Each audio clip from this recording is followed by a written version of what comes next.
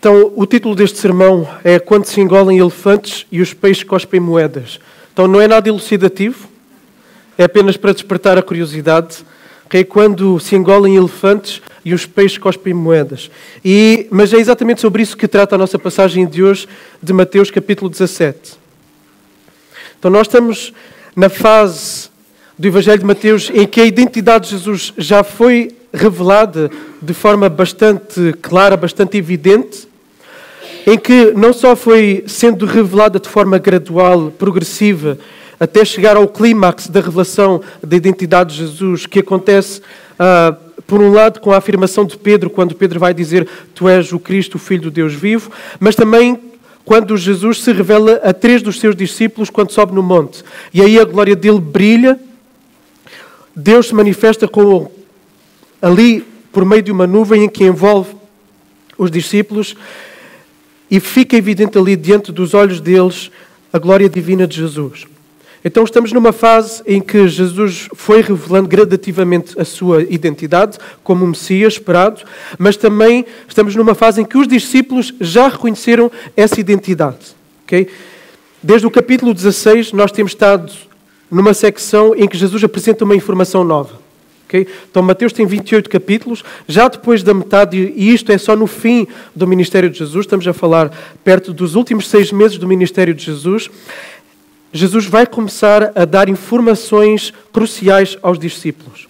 Este é um momento em que ele deixa de andar tanto em público, ele vai ter algumas interpelações públicas, mas de forma mais intencional aquilo que vai acontecer é Jesus vai estar mais perto dos seus discípulos. E ele vai trazer aqui e ele, a partir do capítulo 16, que nós começámos a ver, ele foi dando informações novas aos discípulos, especialmente que ele ia morrer, que ele ia ser entregue, que ele ia morrer e que ele ia ressuscitar. Mas como nós temos visto, a parte do ressuscitar, os discípulos nem sempre encaixavam ou não ouviam, ficavam bloqueados na parte de que Jesus ia morrer. Então tudo isto é muita informação para os discípulos processarem e encaixarem. O seu mestre que eles tinham ali, eles já tinham percebido, era o Messias esperado, era aquele que estava prometido desde o Antigo Testamento. Agora, as expectativas que eles estavam a depositar nele estavam a ser lentamente assassinadas por Jesus. Lentamente não, às vezes era mesmo bruscamente. Assassinadas por Jesus. Que Jesus não era aquele que eles esperavam que ele fosse, que Jesus não era o Messias que se esperava na cabeça do judeu daquela altura que fosse. Jesus ia ser preso, Jesus ia ser injustamente condenado e morto. E não era este o fim que se esperava para o Messias. Esperava-se que o Messias viesse em glória, devolver a prosperidade, a glória de Israel e que fosse tirado ali para fora os invasores, os romanos, e purificar o templo. Então eles não estavam a lidar bem com essa informação. E uma das coisas que isso nos mostra, e eu faço já uma pequena aplicação aqui, uma das coisas que isso nos mostra é que muitas vezes na nossa vida as coisas que nós temos mais dificuldade em encaixar são exatamente aquelas que nos vão levar aos melhores lugares. São exatamente aquelas que nos vão fazer melhores. Porque essa informação que era difícil de encaixar para os discípulos era a verdade de que Jesus tinha que morrer, pagar pelos pecados e ele ressuscitaria. E muitas vezes na nossa vida, os eventos, as situações que nos surgem, que são difíceis de encaixar, que não sabemos lidar com elas, são exatamente essas que Deus usa para o nosso crescimento, para a nossa maturidade, para a nossa conformação à sua imagem. Okay? Então este é um princípio fundamental. Hoje vamos ver uma afirmação nova de Jesus em relação à sua morte. Ele vai mais uma vez dizer que vai morrer, mas ele vai dar uma nova informação, um novo detalhe. E de resto a reação dos discípulos vai ser igualzinha às 2 reações anteriores que nós já vimos. Agora, embora Jesus vá sofrer, Jesus vá morrer, Jesus vá ser traído, ele não deixa de ser o rei do reino. Okay? Ele não deixa de ser soberano, ele não deixa de controlar todos os eventos que acontecem, como nós vamos ver hoje. Ele é soberano, ele faz aquilo que ele quer. Só que Jesus tem uma causa maior. E por ter uma causa maior, ele vai se submeter a coisas que ele não era obrigado a submeter. E, no fundo, é isso que nós vamos ver. Então, Mateus capítulo 17, versículos 24 a 27.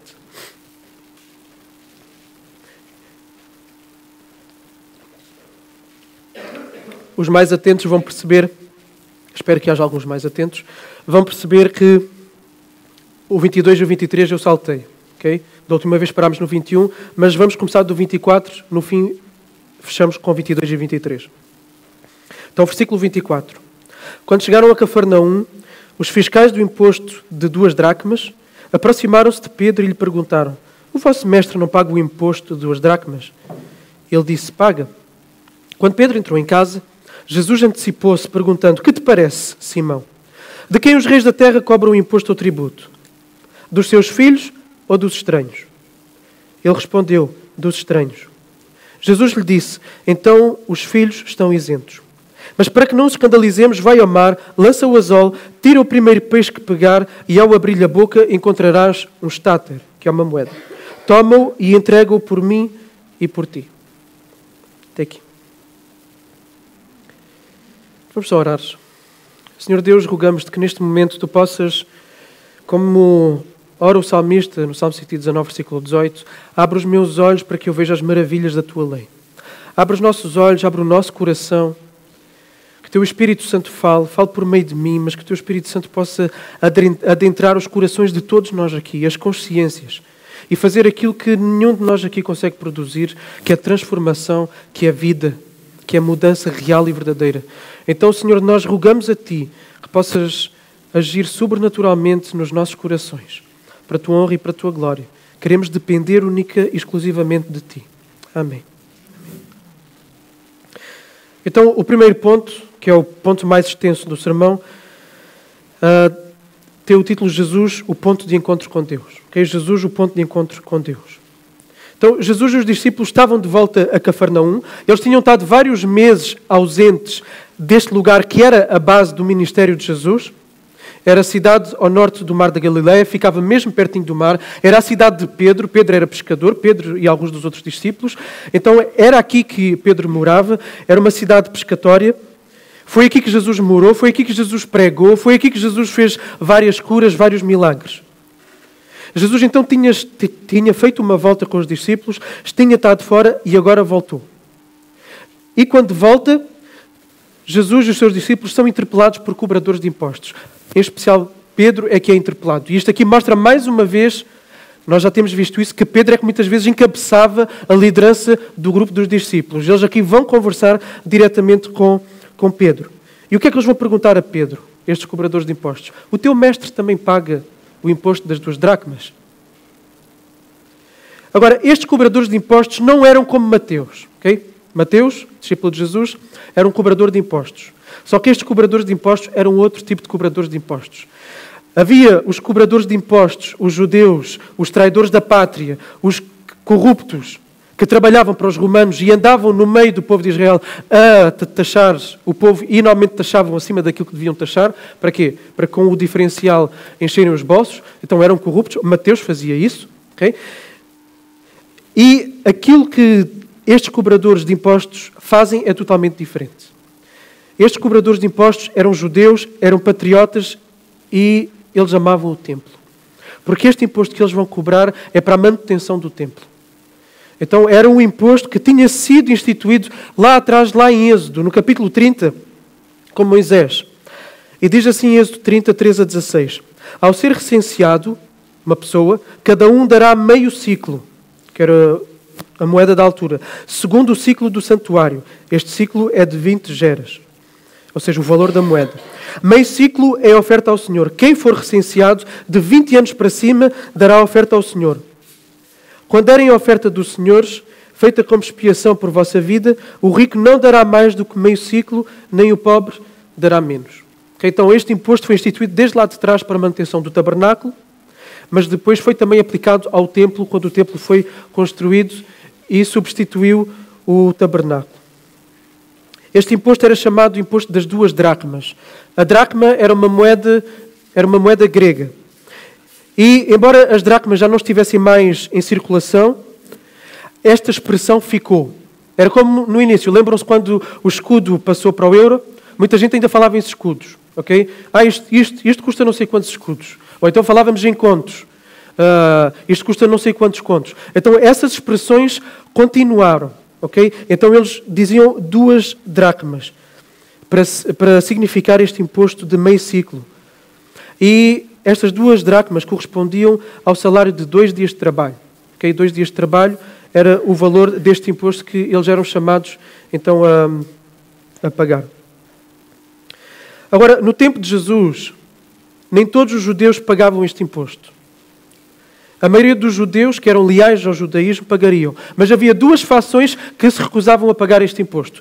Em primeiro lugar, os saduceus, que eram contra, e nós já temos falado dos saduceus, não vou explicar aqui quem era, é só para termos uma noção de que havia quem não pagasse este imposto. Os saduceus eram contra o pagamento do imposto, e os essénios.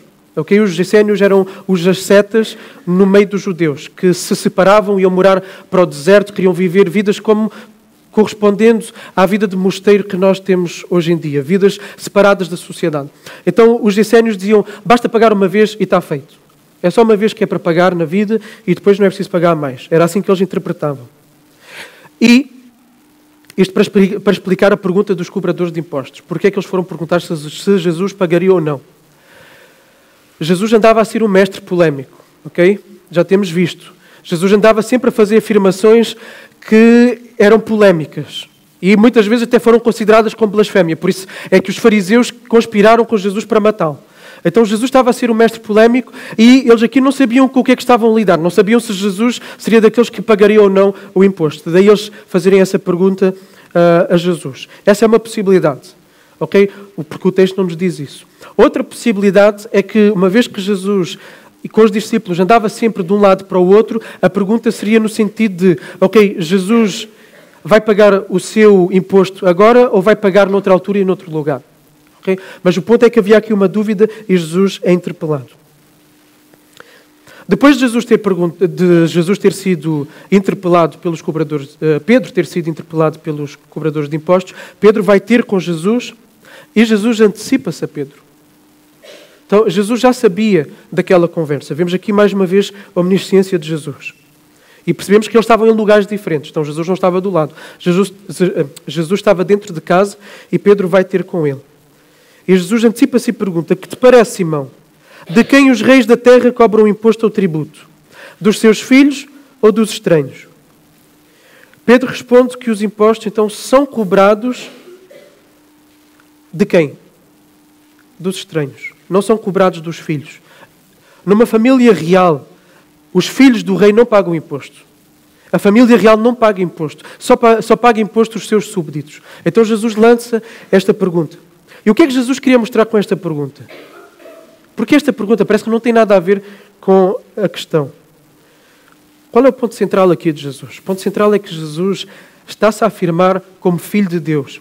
E sendo filho daquele que é o rei do templo, ele não precisa de pagar o imposto.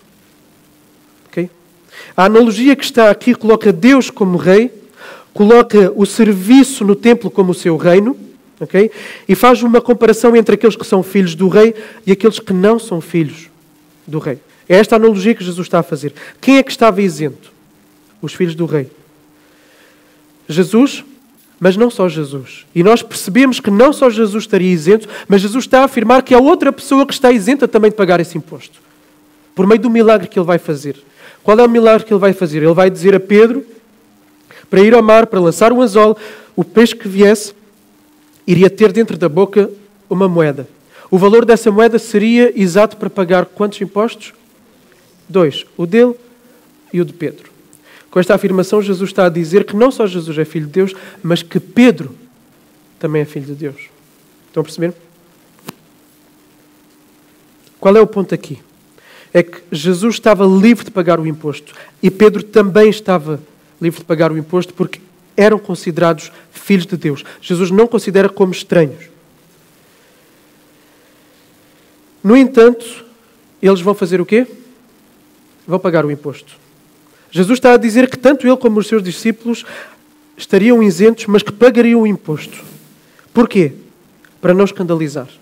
Okay? Para não ser pedra de tropeço. Para não atrapalhar a sua mensagem. Para não trazer mais obstáculos ao seu ministério e à sua obra que ele estava a fazer. Já havia obstáculos que chegassem, não valia a pena criar mais confusões. Então, eles pagam o imposto. Segundo esta analogia de Jesus, Jesus está a dizer que há dois grupos de pessoas.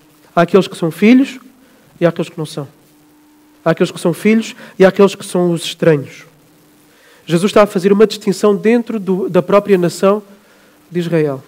Porque estamos a falar todos de israelitas. Estamos a falar tudo de judeus. Okay? Então, ser judeu, ser israelita, não é sinónimo de ser povo de Deus, não é sinónimo de ser filho de Deus. E essa afirmação não é dita por mim, essa afirmação é dita por vários textos bíblicos.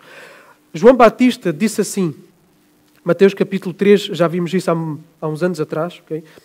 Não fiqueis dizendo a vós mesmos, Abraão é nosso pai, porque o judeu dizia, Abraão é meu pai. Okay? Abraão é nosso pai.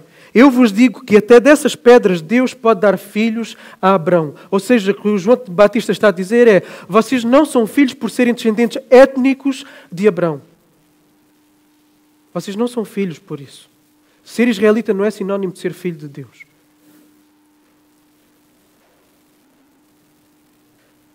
E Paulo vai repetir esta ideia em Romanos 9, 6 a 8. Ele vai dizer, porque nem todos os que são de Israel são israelitas. Não basta ser de Israel para ser israelita. Nem por serem descendência de Abraão são todos seus filhos. Mas por meio de Isaque a tua descendência será chamada. Isto é, não são os filhos naturais que são filhos de Deus, mas os filhos da promessa é que são contados como descendência. Então, não basta ter no cartão de cidadão israelita para ser povo de Deus. Ser povo de Deus tem que ser verdadeiro descendente de Abraão. Então, os estranhos são todos aqueles que não estavam a aceitar a verdadeira identidade de Jesus como o Messias. Jesus e todos aqueles que o seguissem, todos os seus discípulos, já haviam, e lembrem-se que nós estamos numa fase do ministério, por isso que eu disse isso lá no início, ele está numa fase em que as pessoas já conseguiram reconhecer quem Jesus era, a identidade de Jesus, embora obviamente não na sua plenitude, não na compreensão que vão ter mais tarde depois da morte e da ressurreição de Jesus, mas já estavam a compreender a identidade de Jesus. E esses que compreendem a verdadeira identidade de Jesus, esses são verdadeiros Israel. Agora podem-se perguntar, não era Israel chamado Filho de Deus no Antigo Testamento? O povo de Israel não era chamado Filho de Deus? Era.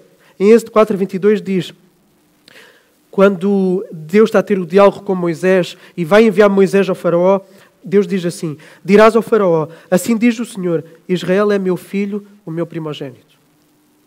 Então, existe um sentido corporativo desta filiação, uma aliança feita com o povo, uma nação Israel, que não foi feita com outros povos, nem com outras nações, foi feita só com Israel.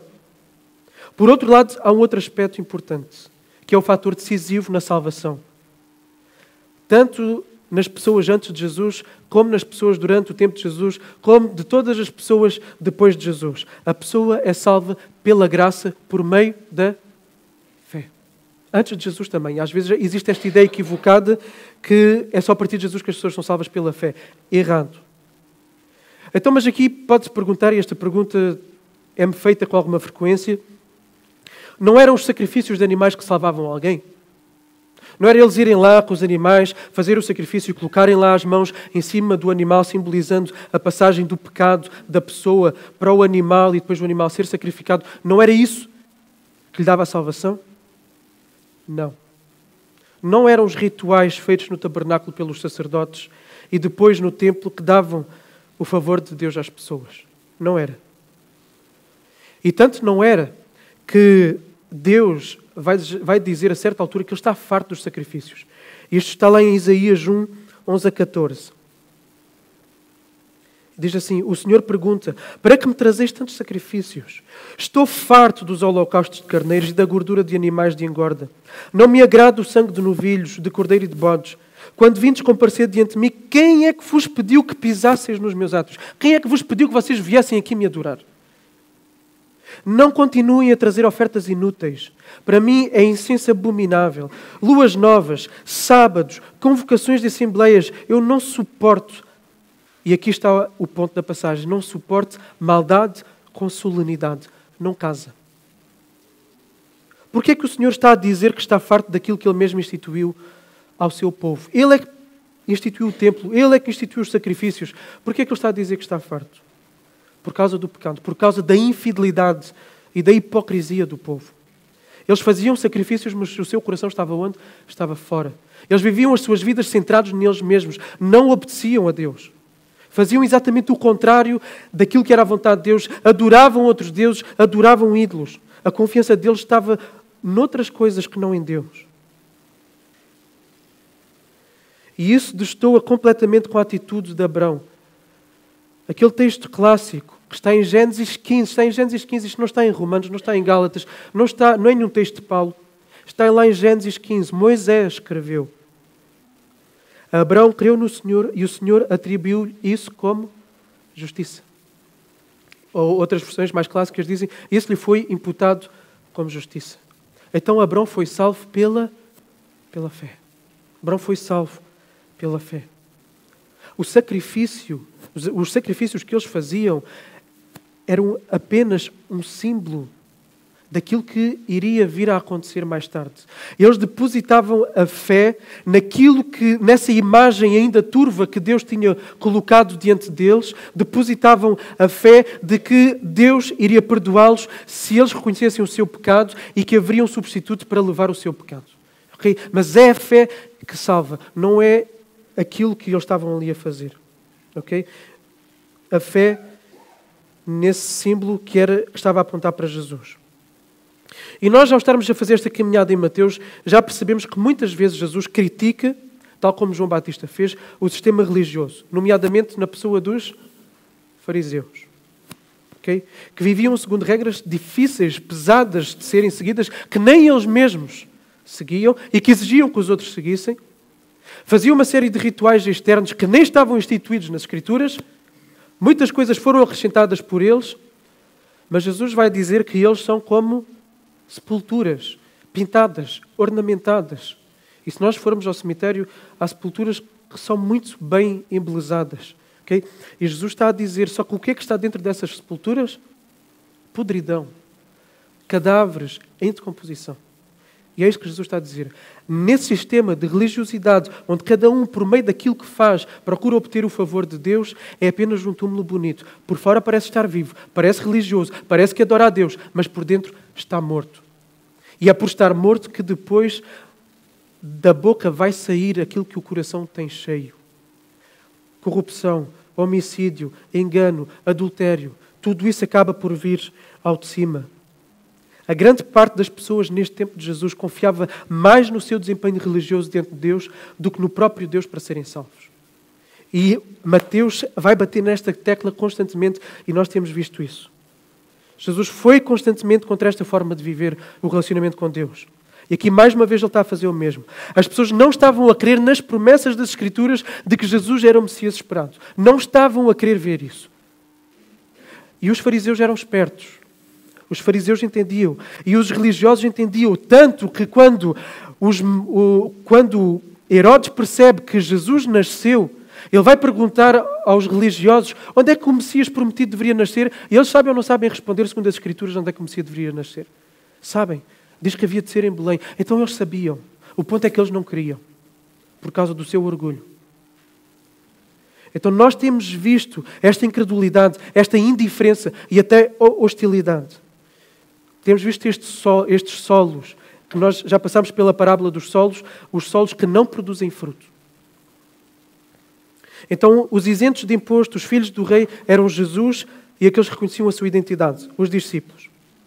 Agora pode surgir outra pergunta. O imposto do templo não foi colocado por Deus? Será que Jesus, ao dizer que não pagava o imposto do templo, não estaria a desobedecer a Deus? Podemos colocar esta pergunta. E qual é a resposta? Foi Deus que instituiu, sim. Mas aqui podemos trazer outra verdade que decorre deste texto com uma outra afirmação que Jesus também faz. Em Mateus 12:6 ele diz: mas eu vos digo que aqui está quem é maior do que o templo. Aqui está quem é maior do que o templo. Os judeus, quando ouviram isto, ficaram como? Sim, é verdade, tu és maior que o templo. Como é que eles ficaram? Blasfémia. Porque quem é que é maior que o templo? É Deus. Então Jesus, quando diz que é maior que o templo, ele está-se a afirmar como sendo Deus. Okay? Está-se a afirmar como sendo Deus. O templo era o quê? Era o local de encontro entre o povo e Deus. E podemos trazer aqui outra afirmação, desta vez do apóstolo João. E eu já vou ligar os pontos. O Verbo se fez carne e habitou entre nós. A palavra no original seria traduzida tabernaculou. Ou seja, fez tabernáculo, fez habitação entre nós. E antes desse versículo, João vai dizer quem era o Verbo. Quem é o Verbo? O Verbo era Deus e o Verbo estava com Deus. Está a dizer que o Verbo é Jesus e está a dizer que Jesus é Deus. E que Jesus é Deus que encarnou. Então Deus, ao encarnar, veio habitar no meio do seu povo. Como é que Deus habitava no meio do seu povo no Antigo Testamento? Por meio do quê? Por meio do templo. Era no templo que a presença de Deus estava. O que é que simbolizava no templo a presença de Deus? Alguém sabe? A Arca da Aliança. A Arca da Aliança simbolizava a presença de Deus. A Arca da Aliança ficava num compartimento do templo que era o Santo dos Santos. Só o sumo sacerdote podia entrar lá e era uma vez por ano. Então a presença de Deus estava no templo. Deus habitava no meio do povo, no templo. Então quando João faz esta afirmação de que Deus se encarna e habita no meio do povo de Deus, é uma afirmação que para o judeu tem um grande peso. Ok? E isto vem dizer que Jesus vem substituir o quê? O templo. Porque Jesus é o templo. Jesus é o ponto de encontro entre o pecador e Deus. Jesus diz que Ele é maior do que o templo porque Ele é Deus. E só Deus era maior que o templo. Ao mesmo tempo, Jesus é Deus que encarnou, que habitou no meio do seu povo. Então, o templo não era mais o ponto de encontro com Deus. Onde é que era o ponto de encontro com Deus agora? Por meio de quem? Por meio de Jesus. E se querem uma afirmação mais direta em relação a este ponto, está lá em João 2,19, em que Jesus disse, destruí no sentido do imperativo, vocês destruam este templo, este santuário, e eu o levantarei em 3 dias. Jesus as pessoas não acompanharam. As pessoas achavam, tanto que quando Jesus vai ser julgado, eles vão dizer que Jesus disse que ia destruir o templo pedra por pedra, que depois em 3 dias iria reerguer, sendo que aquele templo levou muitos anos para ser construído. Então, o que é que Jesus estava a referir aqui? À sua morte e ressurreição. O corpo de Jesus é o templo. Ele é o templo. A vida dele é o ponto de encontro entre Deus e o homem. E quando nós começamos a perceber estas coisas, pelo menos eu fico, uau, que fantástico. Então Jesus, como Messias, era o verdadeiro templo, o verdadeiro ponto de encontro entre o pecador e Deus. O templo era apenas uma sombra. O templo era uma antevisão, era um trailer que apontava para Jesus, o verdadeiro local de encontro entre Deus e o pecador. Jesus é o único mediador entre Deus e os homens. O tempo do templo tinha acabado. Os sacrifícios que nele se faziam estavam a chegar ao fim. Porquê? Porque o sacrifício derradeiro ia ser feito. Okay? Então o grande ensinamento que podemos tirar daqui é que Jesus é o ponto de encontro entre Deus e o homem. E não é que Deus tenha decidido mudar de ideias quanto ao templo, porque Deus é imutável, Deus não muda de ideias. Deus não mudou de ideias em relação ao templo. A verdade é que tudo o que foi regulamentado lá atrás no Antigo Testamento, incluindo o templo e tudo o que se passava dentro do templo, todas as práticas religiosas que se passavam dentro do templo, apontavam para Jesus. Então não houve uma mudança de ideias. Aquilo que estava aqui era um aperitivo que Deus estava a dar daquilo que estava por vir. Era um trailer do filme que viria a acontecer. Paulo disse assim, assim ninguém vos julgue pelo comer, referindo-se às práticas judaicas, que não podiam comer todo o tipo de comidas. E Paulo está a dizer aos seus leitores que ninguém vos julgue por causa do comem ou não comem, ou pelo beber, ou por causa dos dias de festa judaicas, ou de lua nova, que diz respeito às festas judaicas, ou de sábados, que eles tinham que guardar o sábado. Ninguém vos julgue por causa disso, porque essas coisas são sombras das coisas que haveriam de vir, mas a realidade é Cristo. A sombra não é o objeto, a sombra diz respeito ao objeto. O objeto é Cristo. Então o templo perde a sua utilidade completamente. É totalmente inútil. Não porque perde o sentido, mas porque o templo encontra o seu sentido em Cristo. Então não são mais necessários sacerdotes. Porquê? Porque Jesus é o sumo sacerdote. Não são mais necessários sacrifícios, porque Jesus é o derradeiro sacrifício. Não é mais necessário o candelabro, porque Jesus apresentou-se como sendo a luz do mundo. Não são mais necessários os pães da proposição, porque Jesus é o pão. Não é necessário mais as lavagens, porque Jesus, por meio do seu sangue, purifica. Então não é mais necessário nada daquilo que acontecia no templo, porque Jesus concretiza aquilo que é o significado do templo. Hebreus diz, pois Cristo não entrou no santuário feito por mãos humanas, figura do verdadeiro, mas no próprio céu, para agora comparecer por nós perante a face de Deus. Ele também não se ofereceu muitas vezes como o sumo sacerdote, que entra no lugar santíssimo de ano em ano com sangue de outro. Nesse caso seria necessário que ele sofresse muitas vezes desde a fundação do mundo. Mas agora, na consumação dos séculos, ou seja, no tempo certo, ele se manifestou de uma vez por todas para aniquilar o pecado por meio do sacrifício de si mesmo. E como está ordenado aos homens morrerem uma só vez, vindo depois o juízo, assim também Cristo, oferecendo-se uma só vez para levar os pecados de muitos, aparecerá a segunda vez, não por causa do pecado, mas para a salvação dos que esperam nele. Então Jesus é o fim do templo. É o alcance final, o objetivo do templo. Isto diz-nos que não há rituais religiosos que aproximem uma pessoa de Jesus. De Deus, peço desculpa. Não há desempenho ou mérito próprio que faça alguém obter o favor e o perdão de Deus.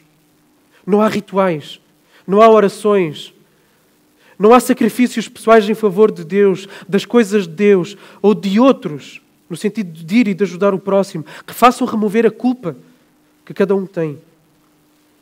Só Jesus pode fazer isso. E por isso é que Jesus afirmou aquela famosa frase, um dos versículos mais famosos de todos: eu sou o caminho, a verdade e a vida. Ninguém vai ao Pai a não ser pelo templo. Não, a não ser por mim. A não ser por mim. João 14,6. Então foi por Jesus o Messias ter vindo que os verdadeiros adoradores não adorarão mais aonde? Neste monte que é onde estava o templo, mas adorarão como? Em espírito e em verdade. O templo, quando Jesus tem esta conversa com a mulher samaritana, João capítulo 4, está a dizer que o tempo do templo acabou, porque o Messias chegou. A fé na pessoa de Cristo é que aproxima alguém de Deus. Cristo é a ponte, Cristo é o mediador, não há outro caminho. E todas as religiões que existem no mundo se dividem em dois grupos. Aquelas que são a dos desempenhos e aquela que é no desempenho do outro, em Cristo. A graça, por meio da fé naquilo que Cristo fez. Okay. Um dos princípios que daria também para tirar deste texto, apesar de talvez ser um pouco forçado e por isso eu não vou tirá-lo, seria a responsabilidade de se pagar impostos. Mas como Jesus vai falar disso mais à frente, aqueles que não gostam de pagar impostos, não pensem que se vão safar de um dia ouvir sobre isso. Okay? Então, pagar impostos, nossa responsabilidade dentro do Estado civil, vai ser falada mais à frente quando Jesus abordar este assunto. Eu não vou dizer qual é a passagem, que é para alguns não faltarem, então há de chegar um momento. Esta semana toda a gente vai ver onde é que está. Ok, o ponto principal é que nós não podemos fugir nesta manhã. É exatamente este. E eu queria que ficássemos mesmo com isto. É que Jesus é o ponto de encontro com Deus. E isto opõe-se a qualquer tentativa de tu e eu nos aproximarmos de Deus. E este é o assunto recorrente no livro de Mateus. E eu sei que quando passámos pelo Sermão do Monte, alguns aqui se sentiram desconfortáveis porque diziam que por causa dessas pregações do Sermão do Monte se sentiam nada, se sentiam um lixo, se sentiam completamente destruídos. Mas esse era o objetivo de Jesus com o Sermão do Monte. Era abalar um sistema religioso de pessoas que achavam que por causa dos seus méritos estavam totalmente bem com Deus, totalmente iludidas, auto-enganadas. Okay? E Jesus então quer arrebentar com essas estruturas. E por isso o Sermão do Monte foi muito duro quando nós passámos por ele. Mas as cirurgias são para isso mesmo, para nos curar. Então a aproximação de Deus não se faz em base, em cima das minhas prestações religiosas. Quando eu construo a minha relação com Deus em cima das minhas prestações religiosas, o que é que vai acontecer com o meu coração? Vai virar arrogante, mas não vai virar só arrogante. O ponto é que eu não vou conseguir fazer tudo aquilo que Deus pede. Então, quando eu não faço tudo aquilo que Deus pede, mas eu quero dar a imagem que eu faço tudo aquilo que Deus pede, eu vou ser o quê? Hipócrita. Então, um coração que procura desenvolver a sua relação com Deus em cima do seu desempenho vai ser um coração que mais cedo ou mais tarde vai demonstrar arrogância legalismo, ou seja, cumprimento de leis apenas exteriores sem o coração estar lá, e hipocrisia, que é a mesma coisa. Na verdade, se nós formos honestos, quanto mais nós buscarmos nos aproximar de Deus por nós próprios, mais nós vamos nos afundar. Mais vamos sentir as nossas próprias incoerências. Mais vamos perceber que não conseguimos agradar a Deus 24 horas por dia, 7 dias por semana, amá-lo com toda a nossa intensidade, com toda a nossa força. Nós vamos perceber que não conseguimos. Nós vamos perceber cada vez mais o quão santo, o quão amoroso, o quão perfeito, o quão justo, o quão bom Deus é e o quão distantes nós estamos dessa realidade. Que é a realidade que Deus pede de nós também. Sede santos como eu sou santo. Vamos perceber que não conseguimos. Vamos nos afundar. Vamos perceber cada vez mais o quão pecadores nós somos. Por isso eu volto a repetir aquilo que eu disse na semana passada, ou há 2 semanas. Não são as nossas orações. Não são aquilo que nós sentimos. As nossas emoções, não são as canções, não são as nossas resoluções, não são os nossos remorsos, não são as nossas lágrimas que nos trazem paz com Deus. Quem é que nos traz paz com Deus? É Jesus. E confiar plenamente em Jesus. Não confiar na minha oração, no meu arrependimento, não confiar naquilo que eu faço. Aquilo que a oração tem lugar, e eu disse isto também há 2 semanas atrás, a oração tem lugar, o arrependimento, não há salvação se a pessoa também não se arrepender, não há salvação se a pessoa não depositar a sua fé em Cristo, mas quem salva é Cristo, e a pessoa tem que confiar em Cristo, porque a fé muitas vezes é débil, o arrependimento não é completo em relação a todo o pecado que nós cometemos, nem compreende a gravidade da ofensa que nós fizemos contra Deus. Por isso, se a nossa salvação fosse depender da pureza e da qualidade do nosso arrependimento, nós nunca seríamos salvos. Temos de nos arrepender, sim, mas nem o nosso arrependimento é perfeito. É incompleto. Nós somos salvos porque Cristo nos substituiu na culpa que nós devíamos de levar. Arrependemos dos nossos pecados, colocamos a nossa confiança, mas é nele. Não colocamos a confiança nos processos, nos meios. Nós colocamos a confiança no fim. Esse é o ponto. Então o que nos salva é Cristo. Ele é o nosso ponto de encontro com Deus. Devemos constantemente, todos nós, sejamos crentes, e eu sei que aqui há crentes, e está aqui a pessoa mais velha daqui da Igreja da Ação Bíblica, que é a nossa irmã da Conceição, seja alguém que está cá há 60, há 30, há 20, há 1 ou 2 anos, devemos constantemente analisar como é que está a nossa fé, em quem a nossa fé é depositada. Devemos constantemente nos analisar. Será que és mesmo filho de Deus como sempre achaste que foste? E esta pergunta precisa ser feita com honestidade. Se nós queremos de facto nos encontrar com Deus, se nós queremos de facto que Deus passe a habitar em nós, não é por nós virmos aqui todos os domingos, não é por nós estarmos aqui há vários anos, não é por darmos o dízimo ou as ofertas, não é por estarmos envolvidos no ministério que nós vamos encontrar isso. É só por meio de Cristo. Só Cristo. E é isto que a Reforma Protestante veio trazer. Só Cristo. Mais nada, mais nada, mais nada. Só Cristo. Só Jesus. E quando nós entendemos isto no seu sentido verdadeiro, Jesus torna-se precioso diante dos nossos olhos. Jesus brilha diante dos nossos olhos. Porque sabemos que não podia ser de outro modo nenhum senão por Ele. Ele se torna o amado do nosso ser. E não há como as nossas afeições não serem voltadas para Ele. Não há como não ficarmos deslumbrados e maravilhados com Ele. Então crê com toda a confiança, com toda a entrega no sacrifício que Jesus fez por ti, para te salvar. Então Jesus, o ponto de encontro com Deus, vamos ver o segundo ponto. Por amor nós engolimos elefantes. Então versículo 27. Já lemos, mas vamos voltar a ver só para estarmos dentro. Diz assim: mas para que não os escandalizemos, vai ao mar, lança o anzol, tira o primeiro peixe que pegar e ao abrir-lhe a boca encontrarás um estáter. Toma-o e entrega-o por mim e por ti. Então Jesus manda Pedro ir pescar um peixe, abrir-lhe a boca e tirar a moeda que dá para pagar o imposto dos 2. Então Jesus ia pagar o imposto mesmo não precisando pagar o imposto. Okay? Jesus ia pagar mesmo não precisando de o fazer. Nós vimos agora mesmo, Ele era Deus, maior que o templo, o rei de toda a história, O ponto de encontro entre Deus e o homem, Ele é Deus. Ele não precisa de pagar o imposto, mas Ele paga o imposto. Porquê que Ele paga o imposto? Para não escandalizar os judeus. Okay? Havia momentos em que Jesus escandalizava e tinha mesmo que escandalizar. Havia momentos em que certas posições inegociáveis tinham que ser tomadas. Okay? Doa a quem doer, Jesus vai dizer aquelas palavras. Mas, no entanto, há outros momentos em que a sabedoria vai dizer que naquilo que não é inegociável é melhor se abrir mão. E abrir mão de um direito em favor de uma causa maior. E Jesus, para não trazer escândalo, para não trazer mais obstáculos do que aqueles que já havia, Ele então vai pagar o imposto. E é aqui que eu quero trazer os versículos 22 e 23.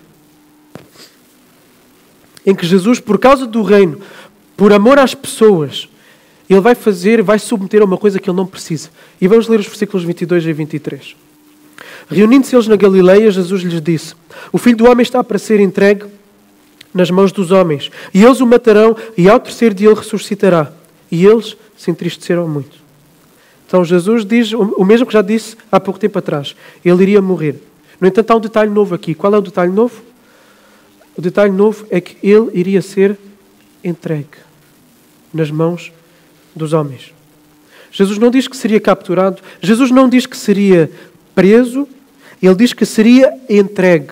E está na passiva. Portanto, alguém o entregaria. Jesus está aqui a dizer que Jesus seria traído. E este é o elemento novo na informação que Jesus dá em relação à sua morte. Ele seria entregue por alguém. Ele seria morto. E diz uma vez mais que os discípulos parecem não ter ouvido outra vez que Jesus iria o quê? Ressuscitar ao terceiro dia. Porquê que os discípulos reagiram assim? Porquê que eles não encaixavam esta ideia? Provavelmente porque eles interpretavam as palavras de Jesus da mesma forma que Marta, irmã de Lázaro, depois de Lázaro ter morrido, interpretou aquilo que Jesus disse a ela.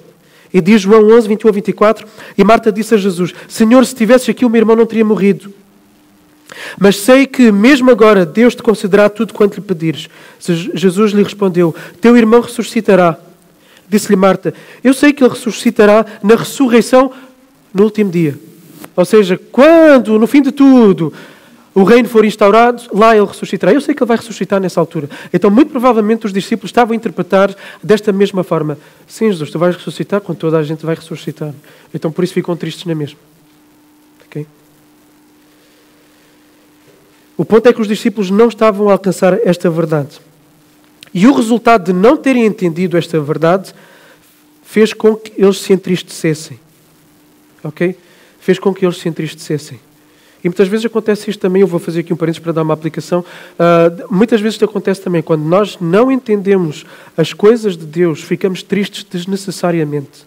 Porque se conhecêssemos mais Deus, aquilo que Ele é e as suas promessas, certamente certas circunstâncias não nos abalariam tanto quanto nos abalam.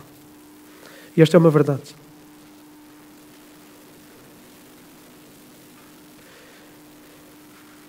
Era inevitável que Jesus morresse.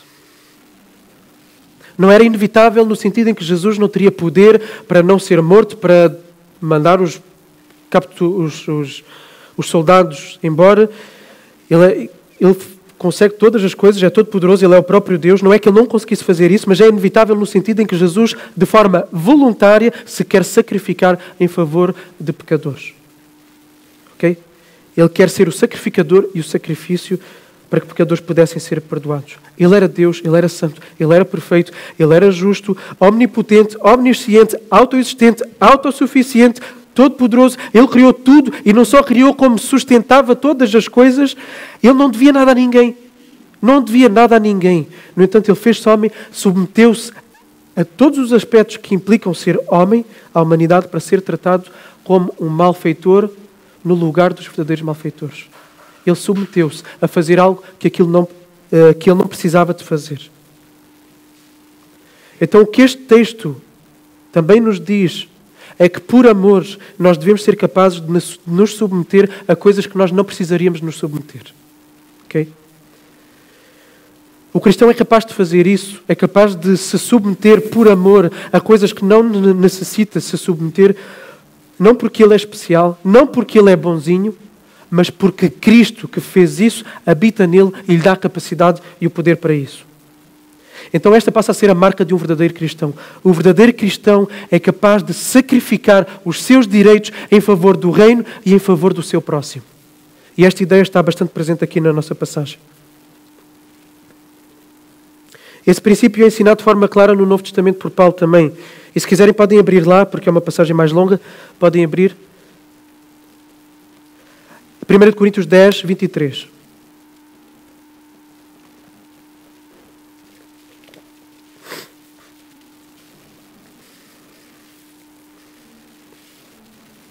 Coríntios 10, 23.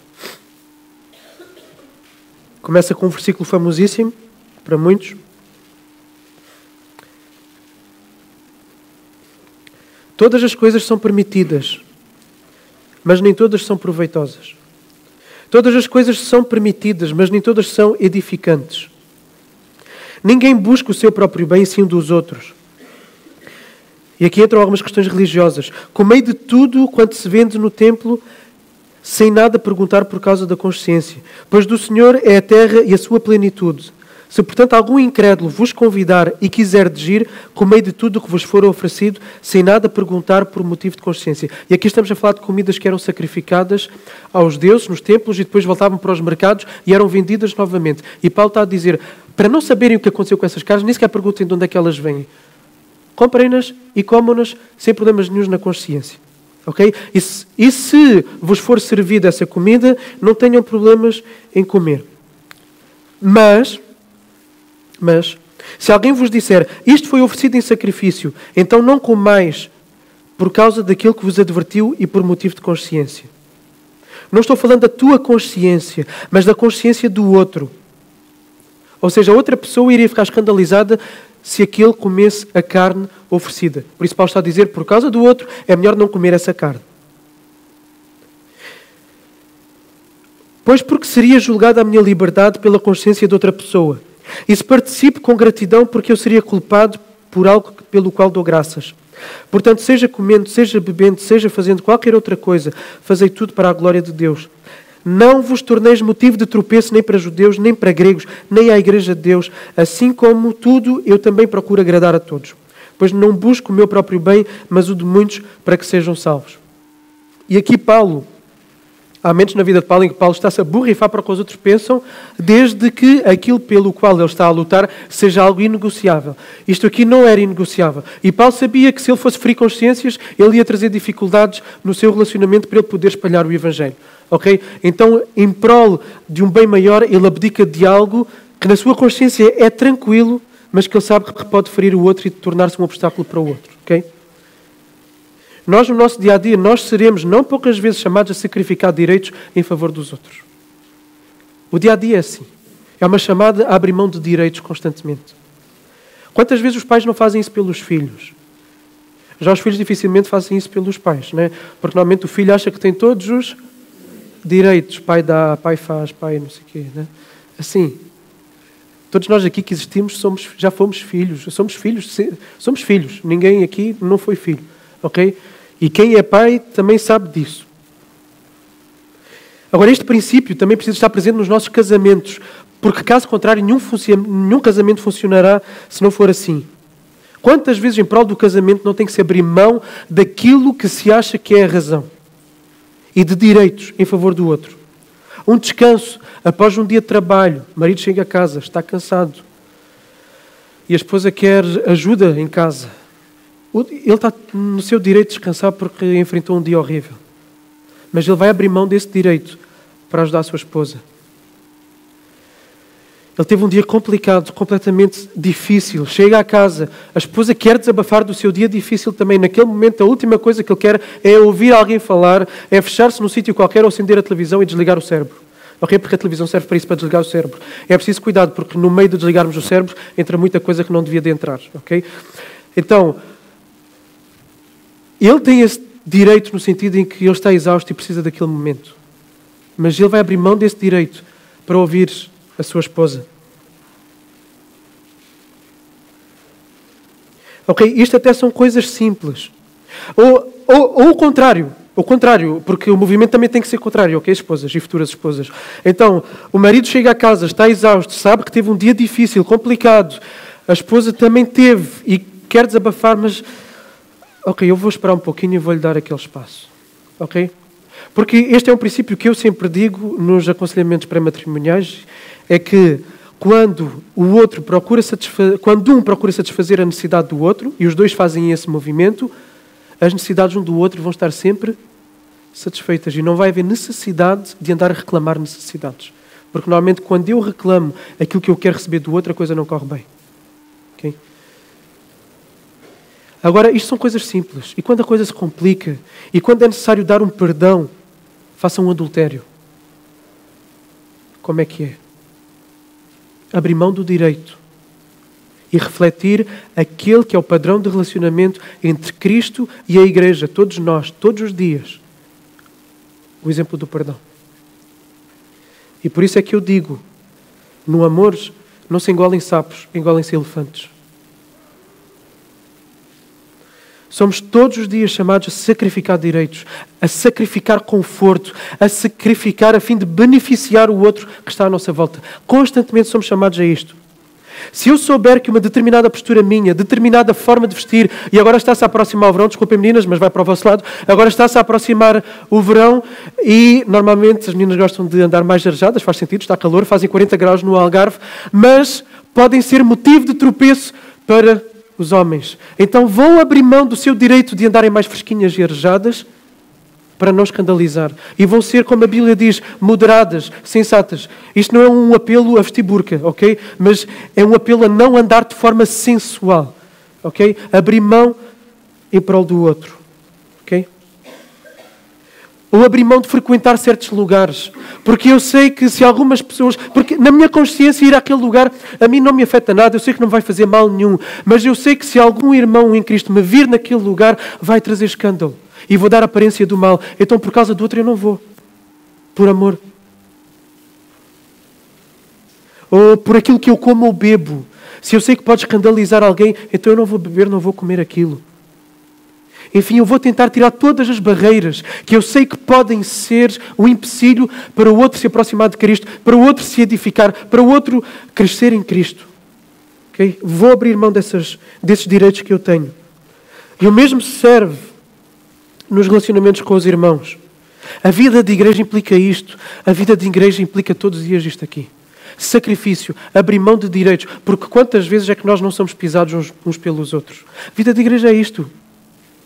Porque vida de igreja, que se quer como vida de igreja, implica em proximidade. E quando há proximidade entre pessoas pecadoras, o que é que acontece? Decepciona-se, magoa-se, fere-se. Então a posição, em vez de ser aquela que critica, em vez de ser aquela que chama de hipócrita o outro, que se calhar tem lutas menos pequenas do que as minhas, vai ser eu dar o benefício da dúvida, vai ser eu caminhar lado a lado com ele. Eu abrir mão muitas vezes dos meus direitos em prol do outro. Porque quem ama sacrifica. Quantas pessoas todos os verões aqui na nossa igreja não sacrificam da totalidade das suas férias para irem para Bias, para trabalhar nos acampamentos, para que desde crianças até pessoas idosas possam se encontrar com Cristo, possam ser edificadas. Abrir mão de um direito. Quantas vezes não temos de esperar pacientemente que uma pessoa perceba uma verdade que não está a perceber? Um filho que não está a perceber uma verdade, às vezes é preciso paciência. E com irmãos e irmãs em Cristo também, quantas vezes não temos de ser altamente pacientes com pessoas que não mudam o rumo de vida, que nós percebemos e achamos que já devia ter mudado há muito tempo. E por causa disso somos lesados tantas vezes. Temos que sacrificar. Quantas vezes não ficamos com as consequências dos problemas dos outros por sabermos que o outro não consegue levar essas próprias consequências? Isto é sacrifício de amor. Quantas vezes não devemos parar de ir a um lugar, fazer uma coisa, ter uma determinada postura, porque sabemos que isso pode ser uma tentação para o outro? Eu podia continuar a dizer coisas, vocês já entenderam o ponto. A verdade é que quem ama está constantemente a engolir elefantes. No casamento tem que se engolir elefantes. Na vida de igreja tem que se engolir elefantes. Na sociedade tem que se engolir elefantes. Isto é verdadeiro amor. E o problema, isto é uma verdade que hoje em dia não encaixa muito. Porquê? Porque nós vivemos em tempos de consumismo. É tudo o que eu quero. E se não for do jeito que eu quero, acabou. Rompem-se compromissos, acabam-se contratos, vai-se embora de igrejas, deixa-se frequentar a igreja, deixa-se participar em atividades da igreja, divorcia-se, quebram-se amizades, porque não é como eu esperava. Mas o ponto não é que tem que ser como eu espero. O ponto é que eu tenho que me sacrificar e engolir elefantes. Obviamente que deve haver conversas, obviamente que deve haver de colocar os pratos limpos, que se deve procurar resolver as coisas, obviamente que sim. Mas muitas vezes vai ter que se engolir elefantes.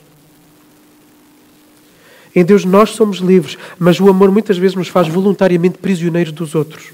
Ok? E vamos ao último ponto. Está no versículo 27, e vamos ler outra vez o 27 e acabamos.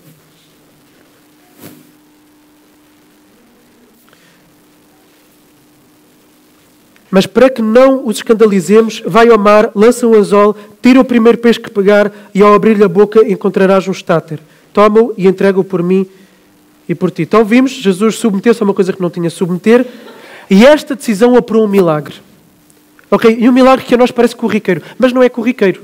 Então Jesus manda Pedro ir ao lago e o lago tem quilómetros e quilómetros e quilómetros e quilómetros de largura e Jesus manda, Pedro vai a um determinado ponto do lago, Pedro lança um anzol e no meio de todos os peixes que existem no lago, é exatamente o peixe que tem uma moeda na boca e essa moeda tem exatamente o valor daquilo que eles precisam. Um milagre. Ok? E o que é que isto nos diz? Isto nos diz que quando se ama sacrificialmente, Deus provê todos os recursos para se amar sacrificialmente. Okay? Quando um cristão, por amor, engole elefantes, os peixes cospem moedas. Okay? Quem está a anotar pode anotar esta frase. Quando um cristão, por amor, engole elefantes, os peixes cospem moedas. Ou seja, Deus proverá as condições necessárias para o cristão que se sacrifica tanto pelo reino quanto uns pelos outros. Querem ver como isto funciona? Vamos abrir, é a última passagem que vamos abrir. Vamos lá. 1 de Reis 21, 8 a 16. Primeiro livro dos Reis, 21, 8 a 16. Isto serve como ilustração. Eu não sou bom para contar histórias, então eu recorro sempre de ilustrações da própria Bíblia, histórias da própria Bíblia. O pastor António Lugero é que é bom para contar histórias.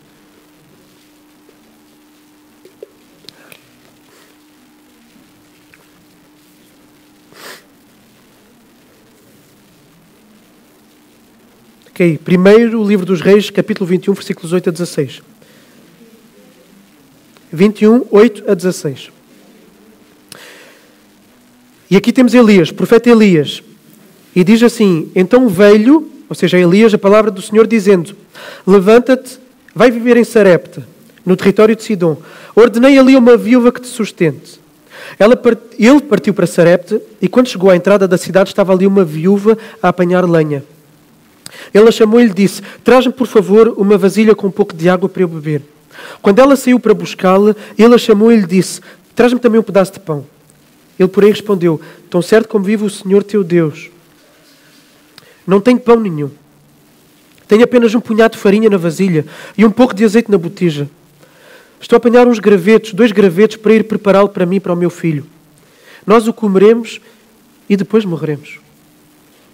Então Elias disse, estão a perceber aquilo que Elias pede a esta mulher?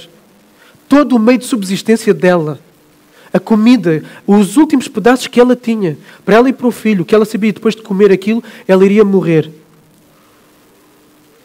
E continua. Elias disse, não temas, vai e faz como disseste, mas primeiro faz para mim um bolo pequeno e traz aqui. Depois o farás para ti e para o teu filho. Pois assim diz o Senhor, Deus de Israel, a farinha da vasilha não acabará e o azeite da botija não faltará, até o dia em que o Senhor fizer chover sobre a terra.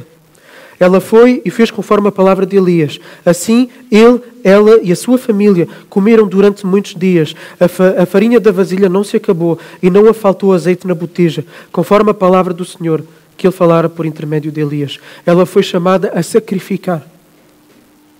E ao sacrificar, Deus lhe deu a provisão. Este é o momento em que os peixes cospem moedas. Eu já tenho ouvido histórias iguais a estas, ou semelhantes a estas, de pessoas que têm pouco e que do seu pouco dividem com quem não tem. E sabem que ao dividir correm o risco de não ter até ao fim do mês. Mas eu já ouvi com estes ouvidos testemunhos de pessoas que fizeram isso. Do nada, apareceu alguém à campainha e disse: Deus me mandou trazer esta comida para ti. Deus provê sempre. Deus provê quando nos sacrificamos em prol do seu reino e do amor ao próximo. Deus honrou Jesus. Jesus doou-se em prol de pecadores. Não tinha necessidade de fazer isso, como já vimos. Mas Deus ressuscitou Jesus dentre os mortos. Deus o exaltou e Jesus está à direita do Pai e virá para julgar os vivos e os mortos. Aquele que usou a coroa de espinhos irá usar, já está a usar, a coroa do Rei dos Reis. Então, nunca deixemos de fazer o bem. Nunca deixemos de sacrificar coisas que temos nas nossas mãos em benefício do reino de Deus e das pessoas que estão à nossa volta por causa do medo daquilo que vamos perder. Porque quando damos, nunca perdemos. Quando damos, ganhamos. E aquilo que Deus sabe que nós precisamos, Ele vai dar. Sempre. Sempre. E quem se lança neste estilo de vida vai descobrir ser verdade o princípio que diz que mais bem-aventurado é dar do que receber. Então demos do nosso dinheiro sem medo.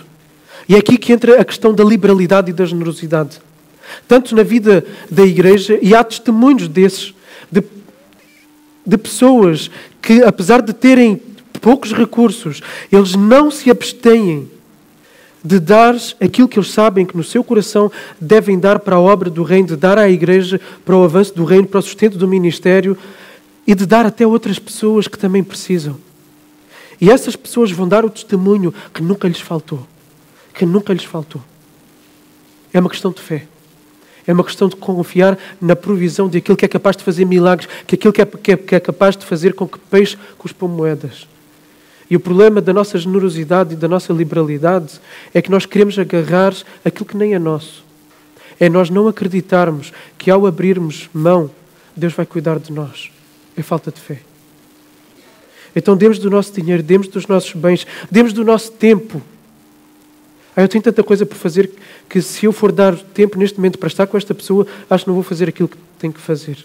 Mas naquele momento aquilo é crucial para a vida daquela pessoa. Dá na mesma. Dá na mesma. Abramos mão de conforto, de estilo de vida, de hobbies, de hábitos, de brincadeiras, de direitos quando o bem do outro está em causa. Isto é amar. Isto é a essência do amor. A capacidade de nós sacrificarmos demonstra a capacidade que temos de amar. O problema é que nós somos mais fáceis para reclamar o sacrifício dos outros. Okay? Esse é o problema. Exigimos sempre que os outros deem e não somos capazes de nos pôr no ponto de dar, na mesma medida que exigimos dos outros. E quando nós doarmos, a provisão de Deus sempre vem. Seja dinheiro, seja descanso, seja paciência, seja renovo, Deus vai dar. E essa experiência, por exemplo, acontece na reunião de oração. Eu estou sempre a dar este testemunho, mas enquanto não vierem pelo menos 80 pessoas à reunião de oração, eu vou continuar a dar. Então, muitas vezes estamos cansados, estamos exaustos, tivemos um dia difícil, o último lugar que apetece é sair à noite para ir para a reunião de oração. Está frio, estou cansado, não me apetece. Não vou. E o testemunho daqueles que vêm e daqueles que estão nessas condições e que vencem essas barreiras, depois de terminar a reunião de oração, como é que se sentem? Renovados. É assim. E isto serve para tudo na vida. Quando nós sacrificamos em prol do reino de Deus, e fiquem por favor com esse princípio, quando nós sacrificamos em prol do reino de Deus e em prol do bem do próximo, Deus supra as necessidades que Ele sabe que nós precisamos. Okay? E é isto que esta passagem nos diz. Temos direitos, como Jesus era Deus, mas Jesus pagou este imposto que Ele não precisava de pagar por uma causa maior. Sigamos o mesmo exemplo. E conseguimos fazer porque Ele habita em nós. Vamos orar. Senhor Deus, damos-te graças. Porque Jesus não precisava de fazer o que fez por nós, não tinha nenhuma obrigação connosco. Absolutamente nenhuma. Nós éramos inimigos, pecadores, de costas voltadas, não tinhas essa obrigação. Mas ainda assim vieste. E fizeste uma série de coisas que não tinhas que fazer, submeteste a uma série de coisas. E a principal de todas foi te submeteres a ser castigado pelos pecados que não eram teus. E, Senhor, nós somos chamados a fazer a mesma coisa por quem está à nossa volta. Somos chamados muitas vezes a nos calarmos quando temos razão. Somos chamados a abrir mão de direitos quando podemos tê-los, por causa de quem está à nossa volta. Somos chamados a esquecer aquela coisa que nos magoou, aquela coisa que nos feriu, o facto daquela pessoa não nos ter falado, não nos ter cumprimentado, ou a forma como ela disse aquela coisa. Há coisas maiores do que isso. E o problema é que nós muitas vezes nos prendemos a ninharias, a coisas de nada, e fazemos de coisas que são insignificantes coisas grandes. E por causa disso sacrificamos as coisas grandes. Sacrificamos o relacionamento com pessoas. Sacrificamos o nosso envolvimento no reino. Jesus leva-nos a nos sacrificarmos. A sacrificarmos desta forma, sabendo que Tu suprirás com aquilo que Tu sabes que nós precisamos. No nome de Jesus. Amém.